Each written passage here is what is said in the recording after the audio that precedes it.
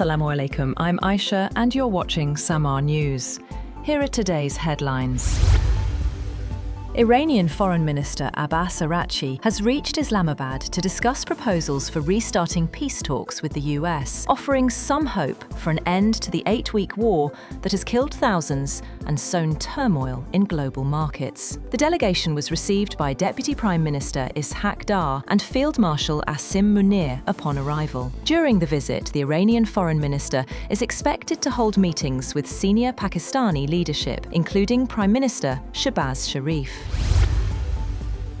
Also, Iran has denied that Foreign Minister Abbas Araghchi is scheduled to hold negotiations with the United States during his visit to Islamabad, pushing back against reports that American negotiators are heading to Pakistan for talks with Tehran's top diplomat. The IRC-affiliated media reported that no negotiations with the United States are on Araghchi's agenda during his trip to Islamabad. The outlet said the visit is only aimed at consultations with Pakistani officials on Iran's position regarding the end of the war. The Revolutionary Guards also rejected the White House's claim that Tehran had requested direct talks with Washington.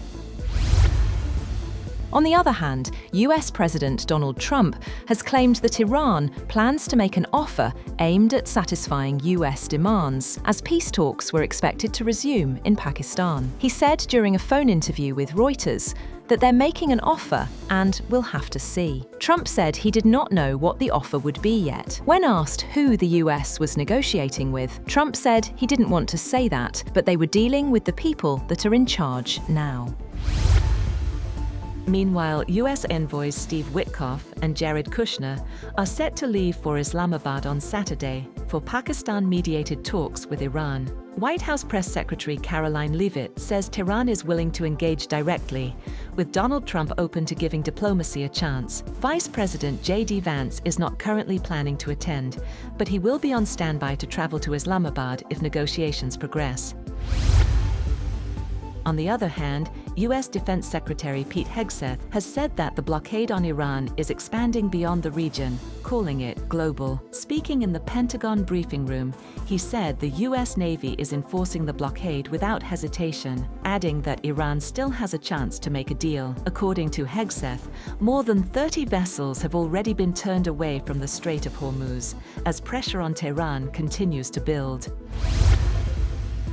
Hezbollah has said a US-mediated ceasefire in the war with Israel was meaningless, a day after it was extended for 3 weeks, as Lebanese authorities reported 2 people killed by an Israeli strike and Hezbollah downed an Israeli drone. While the ceasefire has led to a significant reduction in hostilities, Israel and Iran-backed Hezbollah have continued to trade blows in southern Lebanon, where Israel has kept soldiers in a self-declared buffer zone. A Hezbollah lawmaker pointed to Israel's insistence on hostile acts, including assassinations, shelling and gunfire, and its demolition of villages and towns in the south.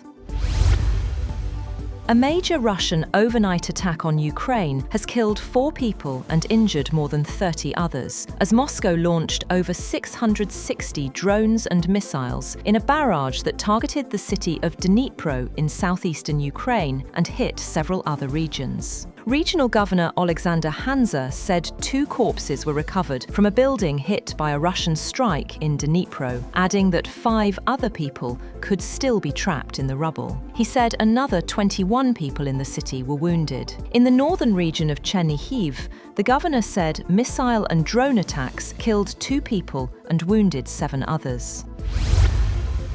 That's all for now. For more updates, visit www.samaa.tv. Thank you for watching Samaa News.